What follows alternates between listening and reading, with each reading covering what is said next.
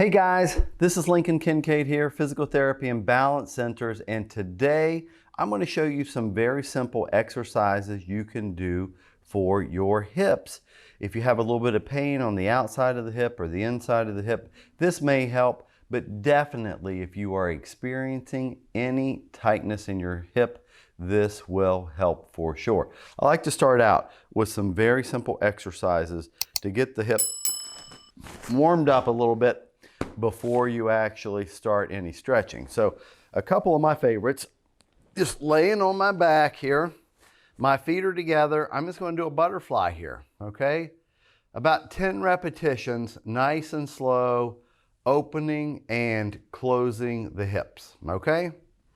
Then after I've done 10 of those, the next thing I'm going to do are just some hip circles on both sides. I might do 5 clockwise and 5 counterclockwise rotations on both sides. Again, limiting the range of motion, meaning don't go as far if you have pain. Like if I'm doing the right hip and I get out here and I get, oh, that hurts, I'm not going to go that far again, okay? But after I've done 5 of those in each direction, the next thing I'm going to do is stretch my hamstring, okay? Very easy way to do this. I can keep the leg I'm not stretching is going to remain bent. The leg I am going to get the stretch on, and my hamstrings, the muscles in the back of the leg, is straight. I'm going to raise that leg up. I'm going to grab hold of it, and I'm just going to hold it right there for 20 to 30 seconds, feeling a very subtle stretch in the back of my leg, okay? I'm going to alternate doing that on the right side and then on the left side, okay? Good. Now the next stretch we can do, I'm going to show you this one in 2 positions. It's really good, just a butterfly stretch, because I can control the position of my back very easy here, and I'm allowing, my feet are together, just allowing my hips to fall out, really stretch the deep muscles in the groin that run down to the knee. I can apply a little bit of overpressure here if I want to, just to add to that stretch. That's actually a very good stretch, okay?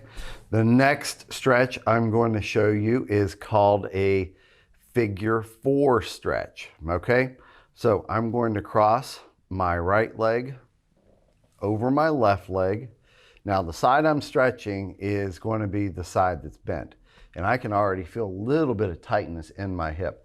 What I'm going to do, so you see I've got like a 4 shape here. If I'm looking down at my legs, it's called like a figure 4. I'm going to reach through, grab behind that leg, and then pull it up towards my knee, okay, or towards my chest. I really get a good stretch with that in my right hip. I'm going to hold that for 20 to 30 seconds. I'm going to relax, change sides, and then do the same thing again. If I can't reach my arms down through my legs, what I can also do would be to wrap a towel around my legs and pull up on the towel or a belt. Both are very, very effective. Now, you can come up into a seated position and do the same exercises here. A couple of them are very, very similar, okay? The butterfly stretch, if you have any back pain, the butterfly stretch in sitting is not going to be very comfortable, but I can pull this up, hold my feet here, and I'm just allowing my knees to drop out to the side, okay? 20 to 30 seconds there. That's a really good stretch. And I'm controlling the position of my back too. You can see this better from the side. If I do this, keeping my back nice and straight, I'm not rounding and compromising the integrity of my low back.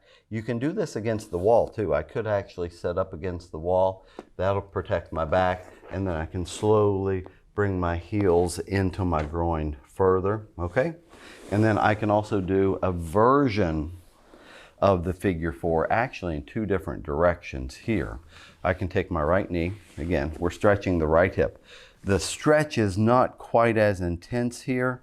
And if I were actually in a chair with my foot on the floor, it would intensify the stretch, but I'm tightening the tissues in my hip, and then I'm leaning forward, just bringing my chest down to my knee, keeping my head up, and I still get a very good stretch in that right hip. Can feel it for sure. I'm going to hold that for 20 to 30 seconds. With all stretches, I recommend 2 repetitions on both sides, 20 to 30 seconds. If it feels like tissue damage is occurring or you're harming your body, I want you to stop and consult your physical therapist as quickly as possible. But I want to stretch here, and then there's another stretch I can do that some people really like.